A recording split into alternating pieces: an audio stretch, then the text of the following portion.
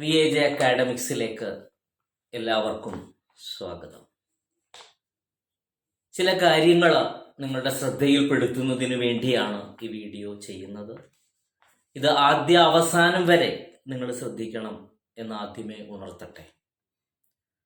ഇന്ന് കേരള PSCയുടെ പല ലിസ്റ്റുകളും അതിൽ ഉൾപ്പെടുന്നവരുടെ എണ്ണം വളരെ വളരെ കുറഞ്ഞുകൊണ്ടിരിക്കുകയാണ്. അവസരങ്ങൾ കുറഞ്ഞുകൊണ്ടിരിക്കുന്ന ഒരു കാഴ്ചയാണ്. അതുമാത്രമല്ല, കഷ്ടപ്പെട്ട് ലിസ്റ്റിൽ നമ്മൾ ഉൾപ്പെട്ടാലും നമുക്ക് ജോലി ലഭ്യമാകാത്ത സാഹചര്യങ്ങൾ ഉണ്ടായിക്കൊണ്ടിരിക്കുന്നു.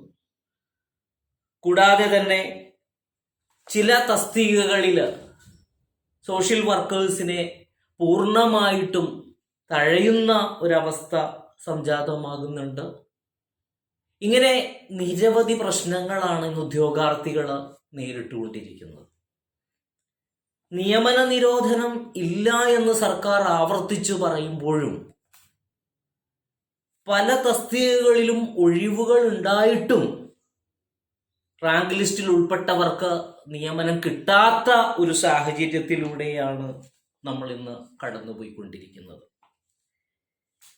ഈ അവസ്ഥ ഇതേപോലെ തുടർന്നു കഴിഞ്ഞാൽ നമ്മളുടെയൊക്കെ അവസ്ഥ വളരെ ശോചനീയമായിട്ടുള്ളൊരവസ്ഥയായിരിക്കും. ഇതിനെതിരെ ഒരു നിയമ പോരാട്ടം നമ്മൾ നടത്തേണ്ടതുണ്ട് എന്നുള്ളതിലേക്കാണ് നിങ്ങളുടെ ശ്രദ്ധ ഞാൻ ക്ഷണിക്കുന്നത്.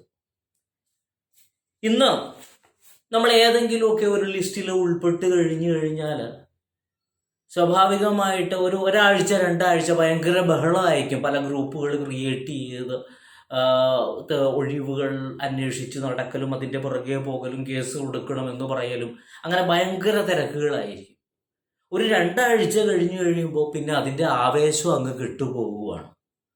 അതുമാത്രമല്ല, ഒരു നിയമ പോരാട്ടം നടത്താമെന്ന് പറഞ്ഞു കഴിഞ്ഞാൽ അതിന് തയ്യാറാകുന്നവരും വളരെ കുറവാണ്. കാരണം ആദ്യത്തെ ഒരു 20 റാങ്കുകാരോ ഒന്ന് തുടങ്ങി 20 വരെ റാങ്കുകാർ ചിലപ്പോൾ മുൻകൈ എടുക്കുമായിരിക്കും. ബാക്കിയുള്ളവര് സപ്ലിമെന്ററി ലിസ്റ്റിൽ ഉൾപ്പെട്ടവരായാലും റാങ്കിൽ പുറകോട്ട് നിൽക്കുന്നവരായാലും അവരെ സംബന്ധിച്ചിടത്തോളം മറ്റുള്ളവർ ചെയ്യട്ടെ, ഇത് ചെയ്തിട്ട് ഞങ്ങൾക്ക് ചിലപ്പോൾ ഒരു പ്രയോജനം കിട്ടത്തില്ല എന്നുള്ളൊരു രീതിയിലേക്ക് കാര്യങ്ങൾ നീങ്ങും. അങ്ങനെ വരുമ്പോൾ ഇതിനെക്കുറിച്ച് അന്വേഷിക്കാനോ അല്ലെങ്കിൽ കേസിന്റെ കാര്യങ്ങൾക്ക് മുന്നോട്ട് പോകാനോ ഒന്നും കഴിയാത്ത ഒരവസ്ഥയിലൂടെയാണ് ഇന്ന് നമ്മൾ നീങ്ങിക്കൊണ്ടിരിക്കുന്നത്. ഞാൻ പറയുന്നു, ഈ ആദ്യം ഞാൻ പറഞ്ഞ അവസ്ഥകൾ ഞാൻ പറഞ്ഞു. നമ്മൾ ഒരു റാങ്ക് ലിസ്റ്റ് വന്നു കഴിഞ്ഞാൽ അതിൽ നിന്ന് കിട്ടുന്ന നിയമനങ്ങൾ വളരെ കുറഞ്ഞുകൊണ്ടിരിക്കുകയാണ്. അതുമാത്രമല്ല, പല ലിസ്റ്റുകളും ചുരുക്കിക്കൊണ്ടിരിക്കുകയാണ്. എക്സാമ്പിൾ പറഞ്ഞാൽ, ഇപ്പം ഈ അടുത്ത ICDS സൂപ്പർവൈസറുടെ എക്സാം നടന്നു. അതിന്റെ ഷോർട്ട് ലിസ്റ്റിൽ ഉൾപ്പെട്ടവർ വെറും 375 പേരാണ്. ഡയറക്ടർ റിക്രൂട്ട്മെന്റിന്റെ കാര്യമാണ് ഞാൻ പറഞ്ഞത്. 375 പേരാണ്. പക്ഷെ ഇതിനെ അപേക്ഷിച്ച് കഴിഞ്ഞ ICDSന്റെ ലിസ്റ്റിൽ 1000-ലധികം ഉദ്യോഗാർത്ഥികളാണ് ഉണ്ടായിരുന്നത്. അപ്പോ ഓരോ ലിസ്റ്റുകളും ഇതേ രീതിയിൽ കുറച്ചു കൊണ്ടുവരുന്ന ഒരു കാഴ്ച. അതുമാത്രമല്ല, കുറഞ്ഞവരാണെങ്കിൽ പോലും അവർക്ക് പെട്ടെന്നൊരു ജോലി ലഭ്യമാകാനായിട്ട് തടസ്സങ്ങൾ നിൽക്കുന്നു. ഇതെല്ലാം നിയമ പോരാട്ടം കൊണ്ട് മാത്രമാണ് നമുക്ക് നേടിയെടുക്കാനായിട്ട് കഴിയത്തുള്ളൂ. നമ്മൾ റെപ്രസെൻറ്റേഷനുകൾ കൊടുക്കുക, അതോടൊപ്പം തന്നെ ഒരു നിയമ പോരാട്ടം നമ്മൾ ഈ മേഖലയിൽ നടത്തേണ്ടതുണ്ട്. അത് അഡ്മിനിസ്ട്രേറ്റീവ് ട്രൈബ്യൂണലിൽ തുടങ്ങി ഹൈക്കോടതി, സുപ്രീം കോടതി വരെയും അതിൻ്റെ പിന്നിൽ നമ്മൾ പ്രവർത്തിച്ചാൽ മാത്രമാണ് നമുക്കിതിൻ്റെ ഫലം ലഭ്യമാകുകയുള്ളൂ എന്നുള്ളതാണ് ഇപ്പോഴുള്ള ഈ അവസരത്തിൽ എനിക്ക് പറയാനുള്ളത്. കാരണം അത്രയും ഒരു സർക്കാരിൻ്റെ ഭാഗത്തു നിന്ന് നിയമനങ്ങൾ ഇല്ലാതാക്കിക്കൊണ്ട് ഉള്ള ഒരു രീതിയാണ് ഇപ്പോൾ സർക്കാർ അനുവർത്തിച്ചു കൊണ്ടിരിക്കുന്നത്. നിയമന നിരോധനം ഇല്ല എന്ന് പച്ചക്ക് പറയുന്നുണ്ടെങ്കിലും പക്ഷെ ഫലത്തിൽ പല തസ്തികകളിലും ഒഴിവുകളുണ്ട്, പക്ഷെ ആരെയും നിയമിക്കുന്നില്ല. അങ്ങനെയുള്ള ഒരു സാഹചര്യത്തിലൂടെയാണ് നമ്മൾ നീങ്ങിക്കൊണ്ടിരിക്കുന്നത്. അപ്പോൾ ഞാൻ പറഞ്ഞു വന്നത്, നമ്മുടെ കൂട്ടായ ഒരു പരിശ്രമം ഇതിനാവശ്യമാണ്. അതല്ലാതെ ഒന്നോ രണ്ടോ പേര് അല്ലെങ്കിൽ ആ റാങ്ക് ലിസ്റ്റിൽ വന്ന ആദ്യത്തെ റാങ്കുകാർ മാത്രം പ്രവർത്തിച്ചത് കൊണ്ട് ഫലം ലഭ്യമാകത്തില്ല. കൂട്ടായ ഒരു പ്രവർത്തനം നമ്മളുടെ ഭാഗത്ത് നിന്ന് ഉണ്ടാകണം. എങ്കിൽ കൂട്ടാകുമ്പോൾ ഒരുമിച്ച് നമ്മൾ അതിനു വേണ്ടി പ്രവർത്തിക്കുമ്പോൾ നമുക്കതിൻ്റെ ഫലം തീർച്ചയായിട്ടും ലഭ്യമാകും. പല ലിസ്റ്റുകളിൽ ഉൾപ്പെട്ട ആളുകൾക്കും ഇതേപോലെ അതിൻ്റെ ഫലം ലഭ്യമായിട്ടുള്ള കാഴ്ചകൾ നമ്മുടെ മുമ്പിലുണ്ട്. ഒരു എക്സാമ്പിൾ പറയുവാണെങ്കിൽ അസിസ്റ്റന്റ് ലേബർ ഓഫീസർ തസ്തിക, അതിന് ഒരു ഒഴിവിന് വേണ്ടിയിട്ടാണ് കഴിഞ്ഞ പ്രാവശ്യം വിജ്ഞാപനം ഇറക്കിയത്.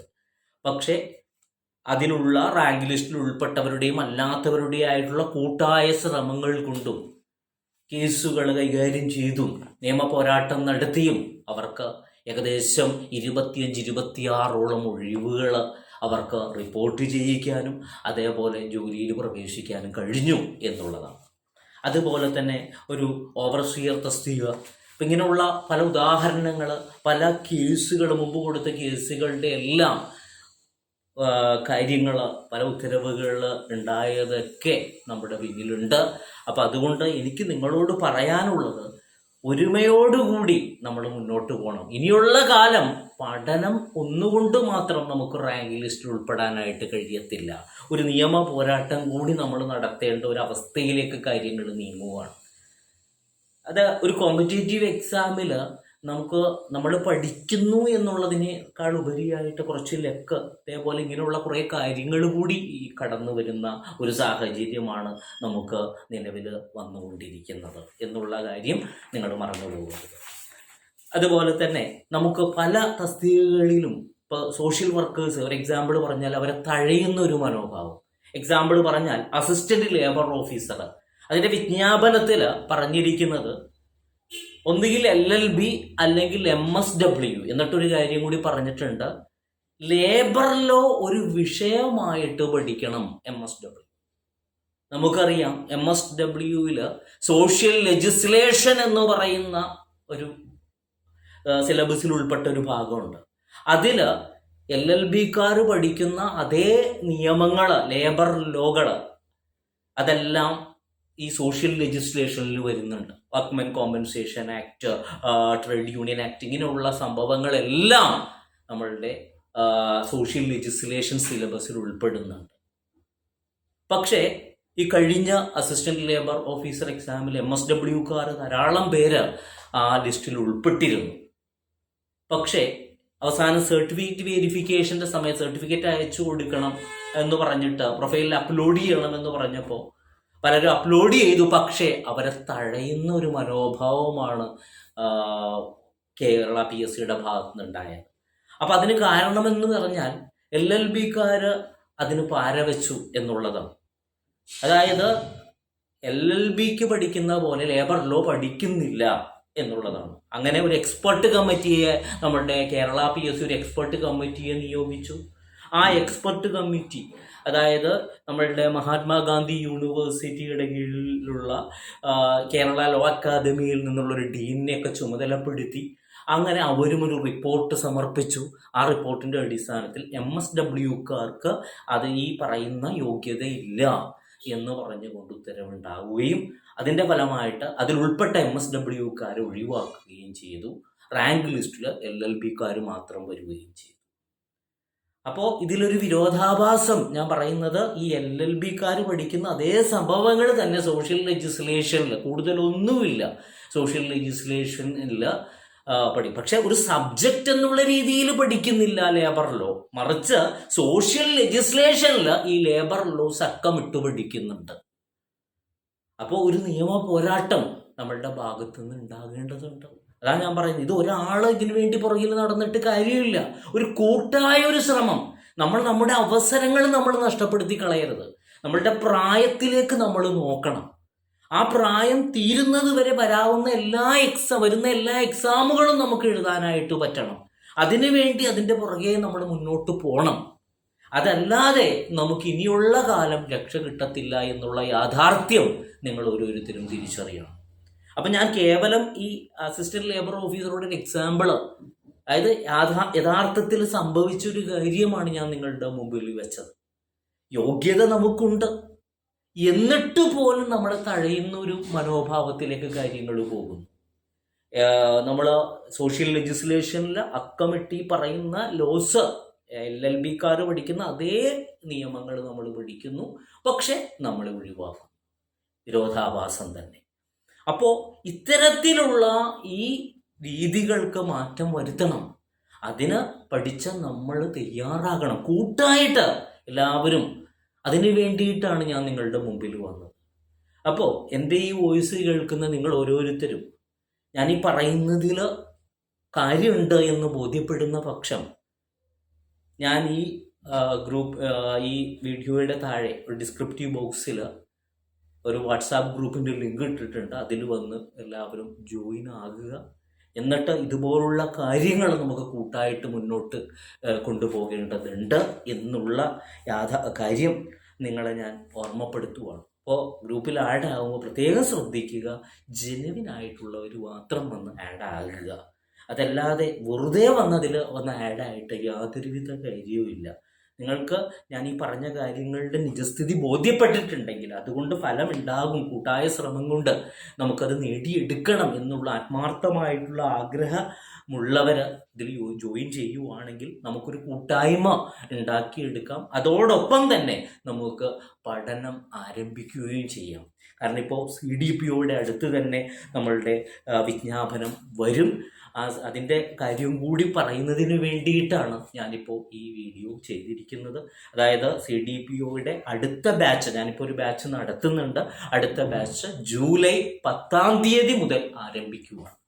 അപ്പോൾ നമ്മൾ നിയമ പോരാട്ടമായിട്ടും നിവേദനങ്ങൾ കൊടുത്തും മുന്നോട്ട് പോയത് കൊണ്ട് മാത്രം കാര്യമില്ല, മറിച്ച് നമ്മൾ റാങ്ക് ലിസ്റ്റിൽ ഉൾപ്പെടണം. അപ്പം അതിന് നമ്മൾ പഠിക്കണം. അപ്പം അതിന് വേണ്ടിയിട്ട് നമുക്ക് ഒരുമിച്ച് ഒരു പഠനം നമുക്ക് സ്റ്റാർട്ട് ചെയ്യാം.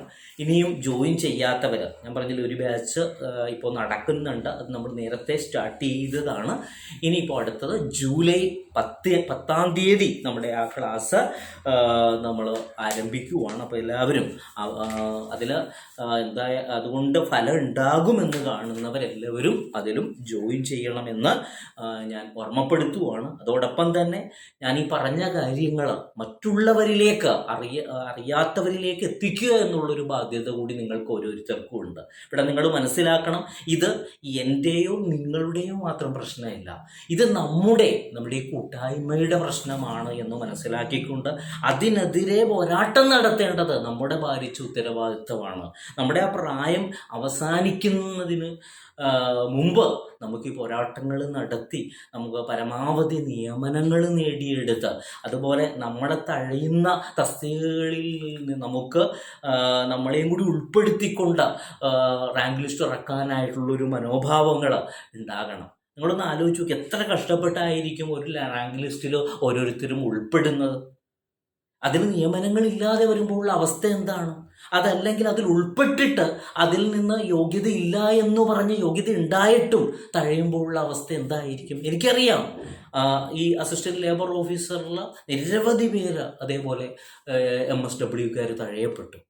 അപ്പോൾ അതെല്ലാം വളരെയേറെ വിഷമമുണ്ടാക്കുന്ന ഒരു കാര്യമാണ്. അപ്പം അതുകൊണ്ടാണ് ഞാൻ പറയുന്നത്, ഇന്ന് നിങ്ങൾ വിചാരിക്കുന്നത് മറ്റുള്ളവരുടെ പ്രശ്നമല്ലേ എന്ന്, നാളെ നിങ്ങളും ചിലപ്പോൾ ഈ പ്രശ്നം നേരിടേണ്ടി വന്നേക്കാം. അതുകൊണ്ടാണ് ഞാൻ നിങ്ങളോട് പറയുന്നത്, ഇത് നമ്മുടെ പ്രശ്നമാണ്, അല്ലാതെ എൻ്റെയോ നിങ്ങളുടെയോ മാത്രം പ്രശ്നമല്ല. അപ്പം അതുകൊണ്ട് നിങ്ങളുടെ ഏറ്റവും വലിയൊരു ഉത്തരവാദിത്വം എന്ന് പറഞ്ഞു കഴിഞ്ഞാൽ, ഞാൻ ഈ പറയുന്ന ഇത് നിങ്ങളുടെ സുഹൃത്തുക്കൾക്കും, നമ്മളുടെ MSWക്കാരായാലും ഹോം സയൻസ് അങ്ങനെയുള്ള എല്ലാ സൈക്കോളജി, അതായത് യോഗ്യത CDPO ഒക്കെ അപേക്ഷിക്കാൻ യോഗ്യതയുള്ള എല്ലാവരിലേക്കും ഈ കാര്യങ്ങൾ നിങ്ങൾ എത്തിക്കുക. അപ്പോൾ പരമാവധി മാക്സിമം ഒരു കൂട്ടായ്മ നമുക്ക് സംഘടിപ്പിക്കേണ്ടതുണ്ട്. അപ്പോൾ അതിലൂടെ നമുക്ക് പഠനവും അതേപോലെ ഇത്തരത്തിലുള്ള പോരാട്ടങ്ങളും നടത്തിക്കൊണ്ട് നമുക്ക് നമ്മളുടെ ഭാഗം നമുക്ക് സുരക്ഷിതമാക്കേണ്ടതുണ്ട് എന്നുള്ള കാര്യങ്ങൾ ഞാൻ നിങ്ങളെ ഒരിക്കൽ കൂടി ഓർമ്മപ്പെടുത്തുവാണ്. അപ്പോൾ നമ്മുടെ CDPOയുടെ നോട്ടിഫിക്കേഷൻ ഉടൻ തന്നെ വരുമെന്നാണ് നമുക്ക് അറിയാൻ കഴിഞ്ഞത്. അപ്പോൾ നിങ്ങൾ ഓരോരുത്തരും ICDS സൂപ്പർവൈസർ എക്സാം എഴുതി, പ്രൊബേഷൻ ഓഫീസർ എക്സാം എഴുതി എല്ലാം നിൽക്കുന്നവരാണ്. നിങ്ങളുടെ ഉള്ളിൽ പലവിധ ചിന്താഗതികളുണ്ട്. കാരണം കഷ്ടപ്പെട്ട് കുറേ പഠിച്ചു. പക്ഷേ ICDS-ൻ്റെ റാങ്ക് ലിസ്റ്റ് വന്നപ്പോൾ വെറും 375 പേരെയാണ് അതിൽ ഉൾപ്പെടുത്തിയത്. അപ്പോൾ അതുകൊണ്ട് റാങ്ക് ലിസ്റ്റിൽ എത്താൻ കഴിയാത്തവരുണ്ട്, അപ്പോൾ ആ ഷോർട്ട് ലിസ്റ്റിൽ ഉൾപ്പെടാൻ കഴിയാത്തവരുണ്ട്. അപ്പോൾ അതിൻ്റെ മനോവിഷമമുണ്ട്. അതേപോലെ പ്രൊബേഷൻ ഓഫീസറുടെ ലിസ്റ്റുകളിലും ഉൾപ്പെടാൻ കഴിയാതെ വിഷമിക്കുന്നവരുണ്ട്. അപ്പോൾ ഞാൻ പറയുന്നത്, നമ്മുടെ വിഷമം നമുക്കൊന്നിനും ഒരു പരിഹാരമല്ല. നമ്മൾ ശ്രദ്ധിക്കേണ്ടത് നമ്മളുടെ പ്രായം, ഇനി ഒരു അംഗത്തിന് ബാല്യമുണ്ടോ എന്നുള്ളതാണ് നമ്മൾ ഓരോരുത്തരും മനസ്സിലാക്കേണ്ട വസ്തുത. അപ്പം അതിനു വേണ്ടിയിട്ട് ആത്മാർത്ഥമായിട്ട് ആ ഏജ് കഴിയുന്നതിന് മുമ്പായിട്ട്, നമുക്ക് തീരുന്നതിന് മുമ്പായിട്ട് ഏതെങ്കിലും ഒരു റാങ്ക് ലിസ്റ്റ് നമുക്ക് വരണം. പലപ്പോഴും പലരും ആ നിയമനങ്ങൾ, അതിൽ എത്ര ഒഴിവുകളുണ്ട്, ആ ഒഴിവുകളുടെ ലേക്കാണ് ശ്രദ്ധ കേന്ദ്രീകരിക്കുന്നത്. അതുപോലെ ഇനി ഇതൊന്നും പഠിച്ചിട്ട് കാര്യമില്ല, നമുക്കത് ലഭ്യമാകില്ല എന്നുള്ള കാഴ്ചപ്പാടുകളാണ് നമ്മളെ തെറ്റായ തീരുമാനത്തിലേക്ക് നയിക്കുന്നത്. ചിലർ സബ്ജക്റ്റ് ഓറിയൻറ്റഡ് ആയിട്ടുള്ള വിഷയങ്ങൾ മാറ്റിക്കൊണ്ട് നേരെ ഇപ്പോൾ ജനറൽ PSCയിലേക്ക് പോകുന്നുണ്ട്. ഇവിടെ നിങ്ങളൊന്ന് ആലോചിച്ച് നോക്ക്. ജനറൽ PSCയിലാണെന്നുണ്ടെങ്കിലും അവസ്ഥകൾ ഇത് തന്നെയാണ്. ഞാൻ നിങ്ങളെ നിരുത്സാഹപ്പെടുത്തുന്നതല്ല, നിങ്ങളൊന്ന് ആലോചിച്ച് നോക്ക്. അതിൽ സബ്ജക്റ്റ് ഓറിയൻറ്റഡ് ആയിട്ടുള്ളതിൽ 1000 10,000 വരുമ്പോൾ അതിലും ഇരട്ടിയുടെ ഇരട്ടി, അതായത് 3 ഇരട്ടിയോ 4 ഇരട്ടിയോ, ചിലപ്പോൾ ലക്ഷക്കണക്കിന് ഉദ്യോഗാർത്ഥികളായിട്ടുള്ളൊരു മത്സരമാണ് ജനറൽ PSCയിൽ വരുന്നത്. അതുമാത്രമല്ല, ഒരു എക്സാം മാത്രമല്ല, പ്രിലിംസും ഉണ്ട്, ഫൈനലും നമ്മൾ എഴുതണം. ഒരു എക്സാമിന് തന്നെ നമുക്ക് പ്രിപ്പയർ ചെയ്യാനായിട്ട് കഴിയാത്തൊരവസ്ഥയിലൂടെയാണ് നമ്മളുടെ തിരക്കും കാര്യങ്ങളും മുന്നോട്ട് പോകുന്നത്. കുടുംബവും കുട്ടിയും പ്രാരാബ്ധങ്ങളും ഒക്കെ ആയിട്ട് കഴിയുന്നവരെ സംബന്ധിച്ചിടത്തോളം, അല്ലെങ്കിൽ വേറെ ഏതെങ്കിലും ജോലിക്കൊക്കെ പോകുന്നവരെ സംബന്ധിച്ചിടത്തോളം ഒരെക്സാമിന് തന്നെ പഠിക്കാൻ വളരെ പ്രയാസം. അതിനിടയിൽ 2 എക്സാമിന് വേണ്ടി ഇരുന്ന് പഠിക്കുക, അതെല്ലാം വളരെയേറെ പ്രയാസമുള്ള ഒരു കാര്യമാണ്. അപ്പോൾ സബ്ജക്റ്റ് ഓറിയൻറ്റഡിൽ ആകുമ്പോൾ ഒരൊറ്റ എക്സാമേ ഉള്ളൂ. നമ്മൾ അതിൻ്റെ ടോപ്പ് റാങ്ക് ലിസ്റ്റിൻ്റെ ഏറ്റവും ടോപ്പിലെത്തുക, പിന്നെ ഞാൻ ഈ പറഞ്ഞതുപോലെ അവസരങ്ങൾ സൃഷ്ടിക്കുക, അതിന് വേണ്ടിയിട്ടുള്ള മുന്നൊരുക്കങ്ങൾ നടത്താനും നമുക്ക് ആയിക്കഴിഞ്ഞാൽ നമുക്ക് എന്തായാലും ഒരു നിയമനം ഉറപ്പിക്കാം, നമുക്ക് ജോലി ലഭ്യമാകും എന്നുള്ളൊരു തീരുമാനത്തിലേക്ക് എത്താനായിട്ട് കഴിയും. പക്ഷേ വളരെ എല്ലാവരും തെറ്റായിട്ട് ചിന്തിച്ചുകൊണ്ട് എനിക്ക് അതിലാണെങ്കിൽ കിട്ടും, അതിൽ കുറേ ഒഴിവുകളുണ്ട് എന്ന് നിനക്കുന്നവരാണ്. പക്ഷെ നിങ്ങൾ ആലോചിച്ച് നോക്കുക, അതിലാണെങ്കിലും നിങ്ങൾ പഠിക്കണം, ഇതിലാണെങ്കിലും നിങ്ങൾ പഠിക്കണം. കുറേ ഒഴിവുകൾ ഉണ്ടായി എന്ന് പറഞ്ഞതുകൊണ്ട് കാര്യമായില്ല, നമ്മൾ പഠിക്കണം. എങ്കിൽ മാത്രമാണ് നമുക്ക് ആ ലക്ഷ്യത്തിലേക്ക് എത്താനായിട്ട് കഴിയത്തുള്ളൂ. ഒരിക്കൽ നമ്മൾ ഉദ്ദേശിക്കുന്നത് പോലെ ചിലപ്പോൾ നടക്കണമെന്നില്ല. നമ്മളിപ്പോൾ ICDS-ന് പഠിച്ചു, നമ്മൾ ആ റാങ്ക് ലിസ്റ്റിൽ വന്നില്ല, നമ്മൾ അതിൽ നിരാശപ്പെട്ടത് കൊണ്ട് എന്താണ് കാര്യം? ആ നിരാശയുടെ പടുകുഴിയിൽ നിന്ന് ആ പ്രതിസന്ധിയെയും ആ പ്രയാസങ്ങളെയും തരണം ചെയ്ത് നമുക്ക് മുന്നോട്ട് പോകാനായിട്ട് കഴിയണം. എങ്കിൽ മാത്രമാണ് നമുക്ക് വിജയസാധ്യതയുള്ളൂ എന്നുള്ളത് നമ്മൾ മനസ്സിലാക്കുക. ഒരു ചെറിയ ഒരു കഥ പറയാം. അതായത്, ഒരിക്കൽ ഒരു കുട്ടി അച്ഛനോട് ചോദിച്ചു, അച്ഛാ, ഈ കപ്പല്, ഈ കടലിൽ ധാരാളം വെള്ളമുണ്ടല്ലോ, പക്ഷെ ഈ കപ്പൽ എന്തുകൊണ്ടാണ് അച്ഛാ കപ്പൽ മുങ്ങിപ്പോകാത്തത് എന്നൊരു ചോദ്യം ചോദിച്ചു. അപ്പോൾ അച്ഛൻ പറഞ്ഞു, കടലിൽ നിറയെ വെള്ളം ഉണ്ടെങ്കിലും ആ വെള്ളത്തിൽ നിന്ന് കുറച്ചെങ്കിലും ആ കപ്പലിനകത്തേക്ക് കയറിക്കഴിഞ്ഞാൽ കപ്പൽ മുങ്ങും മകനെ എന്ന് പറഞ്ഞു. ഇതാണ് അവസ്ഥ. കപ്പലിന് ചുറ്റും വെള്ളമുണ്ട്, ആ വെള്ളത്തിൽ കുറച്ചെങ്കിലും കപ്പലിനകത്തേക്ക് കടന്നാൽ കപ്പൽ തീർച്ചയായിട്ടും എന്ന് പറഞ്ഞതുപോലെ നമ്മളുടെ ജീവിതമാണ്. പലവിധ പ്രയാസങ്ങളും പ്രതിസന്ധികളും ദുഃഖങ്ങളും എല്ലാം നമ്മളുടെ ചുറ്റും ഉണ്ടാകും. അതിൽ നിന്ന് കുറച്ചെങ്കിലും നമ്മൾ നമ്മുടെ ഉള്ളിലേക്ക് കടത്തിവിട്ടാൽ, ആ ദുഃഖങ്ങൾ നമ്മുടെ മനസ്സിലേക്ക് നമ്മൾ കടത്തിവിട്ടാൽ, ആ സങ്കടങ്ങൾ, ആ പ്രയാസങ്ങൾ, എനിക്ക് കഴിഞ്ഞതിൽ നേടാൻ കഴിഞ്ഞില്ലല്ലോ, ഇനി അപ്പോൾ ശ്രമിച്ചിട്ട് കാര്യമില്ല എന്ന് പറഞ്ഞ് നമ്മൾ കടത്തിവിട്ട് കഴിഞ്ഞാൽ കപ്പലിൻ്റെ അവസ്ഥയാണ് നമുക്കുണ്ടാകുക. നമ്മൾ തീർച്ചയായിട്ടും മുങ്ങിപ്പോകും. അപ്പോൾ ഇതിൽ നിന്ന് നമ്മൾ മനസ്സിലാക്കേണ്ട ഗുണപാഠം എന്ന് പറഞ്ഞാൽ, ഏതു പ്രതിസന്ധിയെയും നമ്മൾ തരണം ചെയ്യാനായിട്ട് നമ്മൾ പ്രാപ്തരാകണം. ഒരിക്കലും നമ്മുടെ ഉള്ളിലേക്ക് നമ്മൾ ആ പ്രശ്നങ്ങളെ കടത്തിവിടാതെ നമ്മുടെ ലക്ഷ്യമേതാണോ ആ ലക്ഷ്യത്തിലേക്ക് നമ്മൾ മുന്നോട്ട് പോകണം എന്നുള്ളതാണ് എനിക്ക് പറയാനുള്ളത്. അതുപോലെ തന്നെ നമ്മൾ വൈകി പഠനം നടത്തിയത് കൊണ്ട് കാര്യമായില്ല. പലരും നോട്ടിഫിക്കേഷൻ വരട്ടെ എന്നിട്ട് പഠിക്കാം എന്ന് കരുതുന്നവരുണ്ട്. തെറ്റായ തീരുമാനമാണ്. നിങ്ങൾ മനസ്സിലാക്കണം, നോട്ടിഫിക്കേഷൻ വരുന്നാലും നിങ്ങൾ കോച്ചിങ്ങിന് ചേരുവാണെങ്കിൽ ഫീസ് അടച്ച് നിങ്ങൾ പഠിക്കണം. നോട്ടിഫിക്കേഷൻ വരുന്നതിന് മുമ്പാണെന്നുണ്ടെങ്കിലും നിങ്ങൾ ഫീസ് അടച്ച് നിങ്ങൾ തന്നെ പഠിക്കണം. അപ്പോൾ പിന്നെ നേരത്തെ പഠിച്ചാൽ പോരെ, വേറെ വ്യത്യാസങ്ങളൊന്നുമില്ല. നേരത്തെ പഠിക്കുമ്പോൾ നമുക്ക് റിലാക്സ് ചെയ്ത് നമുക്ക് പഠിക്കാനുള്ളൊരവസരമുണ്ട്. അതേസമയം നമ്മൾ വൈകി പഠിക്കുമ്പോൾ നമുക്ക് ടെൻഷനായിരിക്കും, അയ്യോ ഇനി 2 മാസമേ ഉള്ളൂ അല്ലെങ്കിൽ 3 മാസമേ ഉള്ളൂ, അങ്ങനൊരു തോന്നൽ നമ്മുടെ മനസ്സിലുണ്ടാകും. അതുപോലെ പലവിധ ഞാൻ നേരത്തെ പറഞ്ഞ പോലെ പല പ്രയാസങ്ങൾ അനുഭവിക്കുന്നവരാണ് നമ്മൾ ഓരോരുത്തരും. അപ്പോൾ നമ്മൾ അവസാനം വരെ വെച്ചുകൊണ്ടിരുന്ന് കഴിഞ്ഞാൽ ചിലപ്പോൾ നമുക്ക് പല ജോലി തിരക്കുകളുണ്ടാകാം, കുടുംബങ്ങളിലൊക്കെ എന്തെങ്കിലുമൊക്കെയായുള്ള പ്രശ്നങ്ങളോ രോഗങ്ങളോ പ്രയാസങ്ങളോ പ്രതിസന്ധികളോ ഉണ്ടാകാം. അപ്പോൾ നമുക്ക് മുന്നോട്ട് പോകാനായിട്ട് കഴിയത്തില്ല. അപ്പം അതുകൊണ്ടാണ് ഞാൻ പറയുന്നത്, നമ്മൾ നേരത്തെ പഠനം തുടങ്ങണം. ഒരു നഷ്ടവുമില്ലാത്ത ഒരു കാര്യമാണ് ഞാൻ നിങ്ങളുടെ മുന്നിൽ വെക്കുന്നത്. നിങ്ങൾ ശരിക്കും ആലോചിച്ചതിന് ശേഷമാണ് നിങ്ങൾ ഈ കാര്യത്തിൽ ഒരു തീരുമാനം എടുക്കേണ്ടത്. അപ്പോൾ നമ്മൾ അതിനുവേണ്ടി ഒരു റാങ്ക് ലിസ്റ്റിൽ ഇടം പിടിക്കുന്നതിന് വേണ്ടി ആത്മാർത്ഥമായിട്ട് പഠിക്കണം. അത് നേരത്തെ തന്നെ ആ പഠനം നമ്മൾ തുടങ്ങേണ്ടതുണ്ട് എന്നുള്ള യാഥാർത്ഥ്യമാണ് ഞാൻ നിങ്ങളുടെ മുന്നിൽ വെക്കുന്നത്. അപ്പം അതുകൊണ്ട് കഴിഞ്ഞ എക്സാമിനെ കുറിച്ചോ അതല്ലെങ്കിൽ മുമ്പ് നടന്ന റാങ്ക് ലിസ്റ്റുകളിൽ ഉൾപ്പെട്ടിട്ടും ജോലി ലഭ്യമാകാത്തതിനെ കുറിച്ചിട്ടുള്ള നിരാശയല്ല വേണ്ടത്. ഇനി വരുന്ന എക്സാമിൽ പൂർവാധികം ശക്തിയോടുകൂടി അതിൽ ഞാൻ എന്തായാലും നിയമനം നേടും എന്നുള്ള ഒരു ഉറച്ച വിശ്വാസത്തോടും ആത്മവിശ്വാസത്തോടും കൂടി മുന്നോട്ട് പോകുവാനാണ് നിങ്ങൾ ശ്രമിക്കേണ്ടത് എന്ന് ഞാൻ അവസാനമായി നിങ്ങളെ ഓർമ്മപ്പെടുത്തുവാണ്. അതേപോലെ തന്നെ ഞാൻ നമ്മളുടെ CDPOയുടെ വിജ്ഞാപനത്തിൻ്റെ കാര്യം പറഞ്ഞു. 2020 CDPOക്ക് ഇതിനു മുമ്പ് വിജ്ഞാപനം വന്നത്. അപ്പോൾ അതിൻ്റെ ഏജ് ലിമിറ്റും കാര്യങ്ങളും എല്ലാം ഒന്നുകൂടി പറയാം. 2020 വിജ്ഞാപനം വന്നത്. അപ്പോൾ അതിൻ്റെ ഏജ് ലിമിറ്റ് 25-നും 41-നും മധ്യ പ്രായമുള്ള, അതായത് അപ്പർ ഏജ് ലിമിറ്റ് പറയുന്നത് 41 വയസ്സാണ് ജനറൽ കാറ്റഗറിക്ക്. അതേപോലെ OBC വിഭാഗങ്ങൾക്കും SC/ST വിഭാഗങ്ങൾക്കും 3-5 വർഷത്തെ ഇളവുകളുണ്ട്. അപ്പോൾ OBC വിഭാഗമാണെങ്കിൽ 44-ഉം, OBC നമ്മുടെ SC/ST ആണെങ്കിൽ 46 വയസ്സ് വരെ നമുക്ക് എഴുതാവുന്നതാണ് എന്നുള്ള കാര്യം നിങ്ങൾ ഓർത്തു വെക്കുക. ഇതിൻ്റെ സ്കെയിൽ ഓഫ് പേ ആണെങ്കിൽ 50,200 തുടങ്ങി 1,05,300 വരെയാണ് സ്കെയിൽ ഓഫ് പേ. 50,200 തുടങ്ങി 1,05,300 വരെയാണ് ഇതിൻ്റെ ശമ്പള സ്കെയില്. എത്ര വിശാലമായിട്ടുള്ള ശമ്പള സ്കെയിലാണെന്നൊന്ന് ആലോചിച്ച് നോക്ക്. അപ്പം അത്രയും കഷ്ടപ്പെട്ട് നമ്മൾ പഠിക്കണം.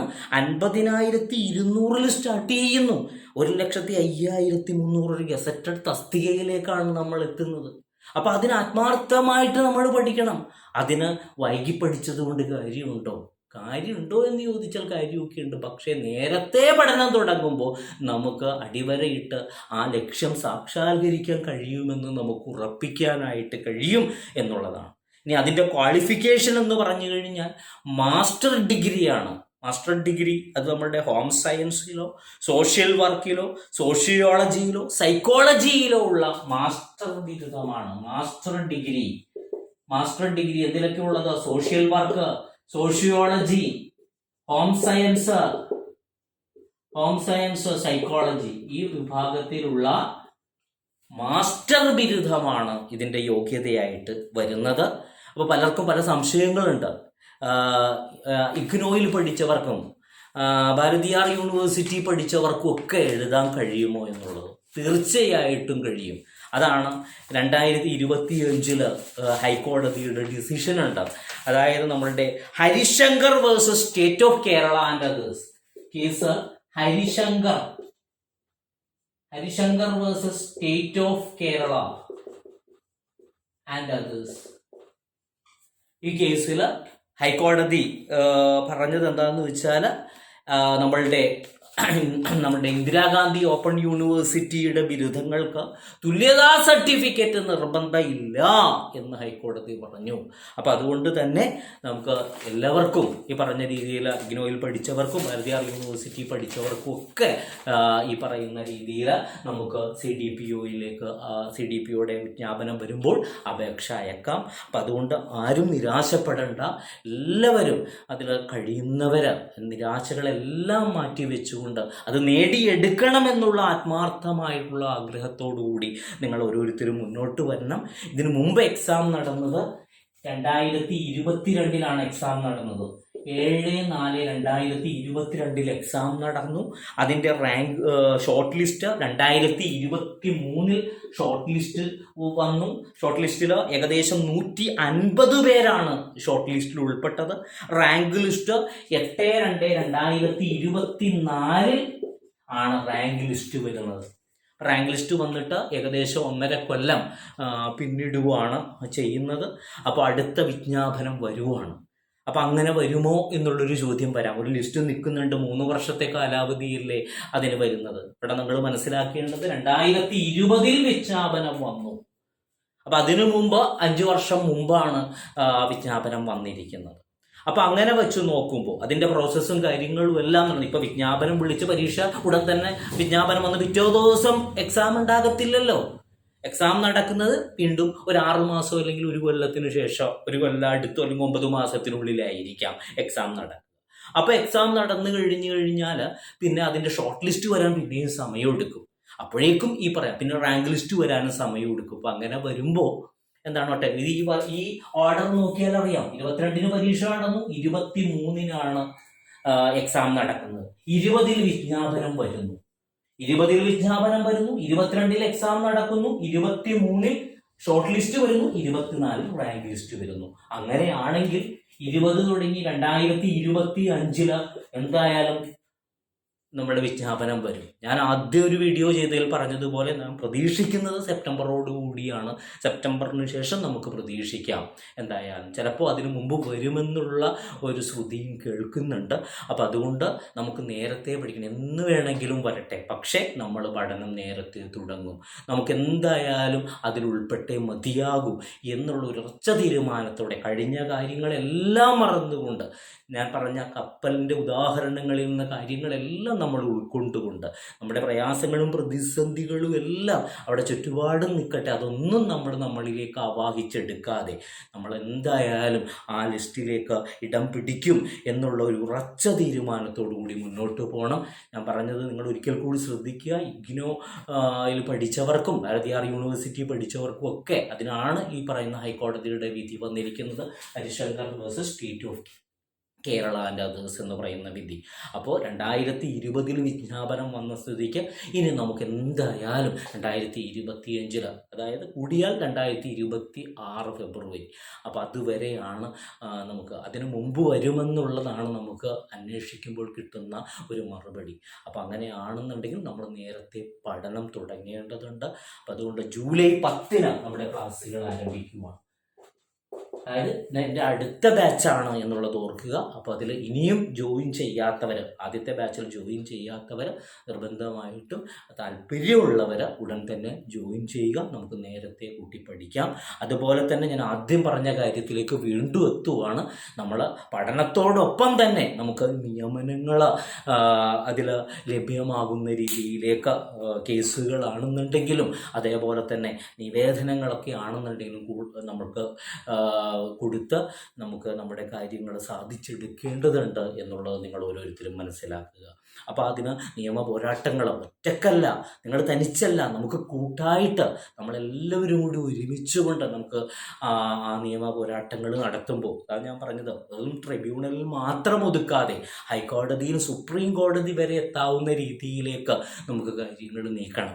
അതായത് നമ്മൾക്ക് വേണ്ടിയിട്ടുള്ള നമ്മുടെ അവസരങ്ങൾ നിഷേധിക്കുന്നവർക്കെതിരെ, അതേപോലെ തന്നെ നമുക്ക് നിയമനങ്ങൾ തഴയുന്നവർക്കെതിരെ, അതുപോലെ അർഹമായിട്ടുള്ള ക്വാളിഫിക്കേഷൻ ഉണ്ടായിട്ടും നമുക്ക് നമ്മളെ ആ ഉദ്യോഗത്തിൽ നിന്ന് തഴയുന്നവർക്കെതിരെ നമുക്ക് പോരാട്ടം നടത്തേണ്ടതുണ്ട്. നമ്മൾ ഈ അടുത്ത ദിവസങ്ങളിൽ പത്രങ്ങളിൽ വായിക്കുകയുണ്ടായി, മന്ത്രിയുടെ പേഴ്സണൽ സ്റ്റാഫിനെ അവർ 2 വർഷവും 1 ദിവസവും കഴിയുമ്പോൾ മാറ്റിക്കൊണ്ട്, അതായത് 3 വർഷം മിനിമം ഉണ്ടെന്നുണ്ടെങ്കിൽ അവർക്ക് പെൻഷൻ ലഭ്യമാകും. അപ്പോൾ അവർ തുടരെ മാറ്റിക്കൊണ്ടിരിക്കുകയാണ്. ഒരു കേരള PSC എഴുതി ബുദ്ധിമുട്ടി പഠിച്ച നമ്മളെയൊക്കെ സംബന്ധിച്ചിടത്തോളം നമുക്ക് പെൻഷൻ എപ്പോഴാണ് കിട്ടുക? എത്ര നാൾ നിർബന്ധ സർവീസ് നടത്തിയാലേ നമുക്ക് പെൻഷൻ അർഹതയുള്ളൂ. പക്ഷേ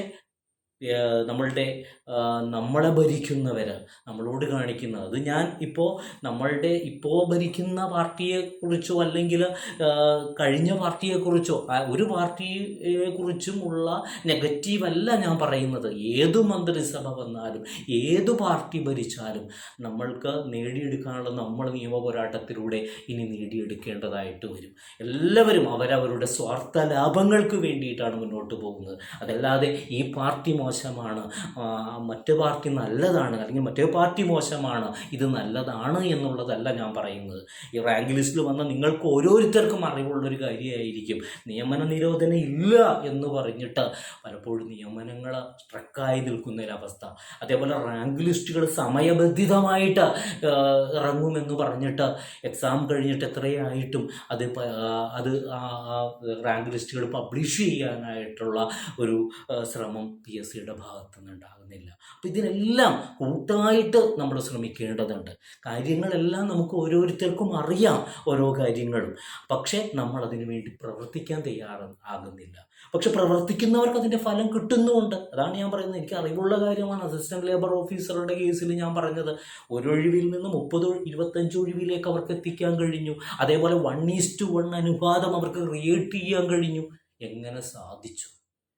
നിയമ പോരാട്ടം കൊണ്ട് സാധിച്ചു. അതേപോലെ പല നിവേദനങ്ങൾ കൊടുത്തുകൊണ്ട് സാധിച്ചു. അപ്പം ഇത് നിങ്ങൾ ആരും മാറി നിൽക്കരുത്. ദയവ് ചെയ്ത് എനിക്ക് അതേ പറയാനുള്ളൂ, മാറി നിൽക്കരുതേ.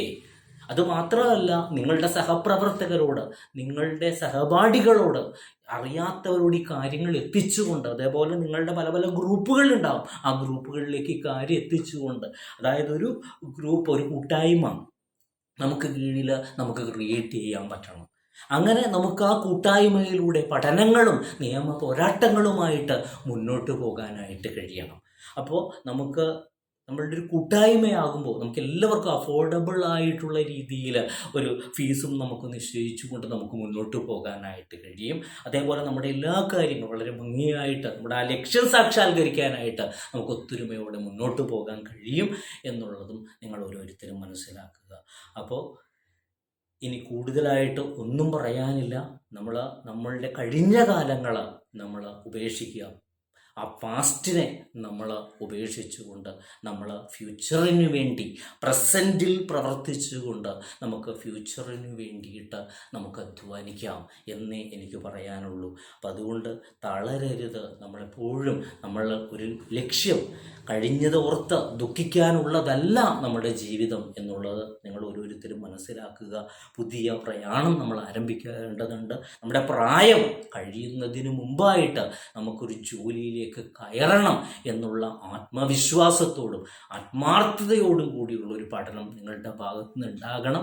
അപ്പോൾ ഞാൻ ഈ വീഡിയോയുടെ താഴെ ലിങ്ക് ഇടുന്നുണ്ട്, വാട്സാപ്പിൽ ലിങ്ക് ഇടുന്നുണ്ട്. അപ്പോൾ അതിൽ ക്ലിക്ക് ചെയ്തുകൊണ്ട് ആ ഗ്രൂപ്പിൽ നിങ്ങൾ ആഡ് ആകാനായിട്ട് നിങ്ങൾ ശ്രദ്ധിക്കുക. അതുമാത്രമല്ല, ഞാൻ പറഞ്ഞു, വളരെ ജെന്യുവിനായിട്ടുള്ള, അല്ലാതെ വേറെ ഒരു കാര്യവും ഇതിലില്ല. നിങ്ങൾക്ക് താല്പര്യമുള്ളവർ മാത്രം ഇതിൽ ജോയിൻ ചെയ്യാനായിട്ട് ശ്രദ്ധിക്കുക എന്ന് ഒരിക്കൽ കൂടി ഓർമ്മപ്പെടുത്തിക്കൊണ്ട്, അതേപോലെ പറയുമ്പോൾ ഒരു കാര്യം കൂടി പറയാനുണ്ട്. നമ്മുടെ കഴിഞ്ഞ ICD സൂപ്പർവൈസറുടെ എക്സാമുകളിൽ, അതേപോലെ കഴിഞ്ഞ ഞാൻ എടുത്ത CDPO തുടങ്ങി, CDPO അതേപോലെ തന്നെ ICDS സൂപ്പർവൈസർ, മുൻകാല ICDS സൂപ്പർവൈസർ, അതേപോലെ special recruitment ICDS supervisor, deputy district education media officer, principal councillor, ഈ അടുത്ത ICDS സൂപ്പർവൈസർ, ഇപ്പോൾ നടന്ന ICDS സ്പെഷ്യൽ റിക്രൂട്ട്മെൻറ്റ് വരെയുള്ള തസ്തികകളിലെല്ലാം വ്യക്തിമുദ്ര പതിപ്പിക്കാൻ, അതായത് മികച്ച റാങ്കുകളിൽ, ഫസ്റ്റ് റാങ്ക് ഉൾപ്പെടെയുള്ള റാങ്കുകളിൽ കുട്ടികളെ എത്തിക്കാനായിട്ട് VAJ അക്കാഡമിക്സിന് കഴിഞ്ഞിട്ടുണ്ട്. അപ്പം അതുകൊണ്ട് തന്നെ ആ ഒരു ആ ചാരിതാർത്ഥ്യം, ആ ഒരു ലക്ഷ്യം സാക്ഷാത്കരിക്കാൻ എൻ്റെ കീഴിൽ എനിക്ക് അത് ആ കുട്ടികളെ അത് സാധിപ്പിച്ചു കൊടുക്കാൻ കഴിയുമെന്നുള്ളൊരു ആത്മവിശ്വാസം എനിക്കുണ്ട്. ആ ആത്മവിശ്വാസത്തിൻ്റെ പിൻബലത്തിലാണ് ഞാനിന്ന് നിങ്ങളുടെ മുമ്പിൽ നിൽക്കുന്നത്. അതുകൊണ്ട് തന്നെയാണ് ഇങ്ങനെ ഒരു കാര്യം തുറന്ന് നിങ്ങളോട് പറയാനും അതുമാത്രമല്ല കുട്ടികളെ സംഘടിപ്പിക്കാനും കഴിയുമെന്നുള്ളൊരു ഉറച്ച വിശ്വാസം ഉള്ളത് കൊണ്ട് മാത്രമാണ് ഞാൻ നിങ്ങളുടെ മുമ്പിൽ നിൽക്കുന്നത്. അതാണ് ഞാൻ പറയുന്നത്, നിങ്ങൾ മനസ്സിലാക്കണം, ഫസ്റ്റ് റാങ്ക് ഉൾപ്പെടെയുള്ള റാങ്കുകളിലേക്ക് കുട്ടികളെ എത്തിച്ച് പലർക്കും നിയമനങ്ങൾ കിട്ടിയവരുണ്ട്. അപ്പം അങ്ങനെയുള്ളൊരവസ്ഥയിലേക്ക് എത്തിക്കാനായിട്ട് എനിക്ക് കഴിഞ്ഞിട്ടുണ്ട്.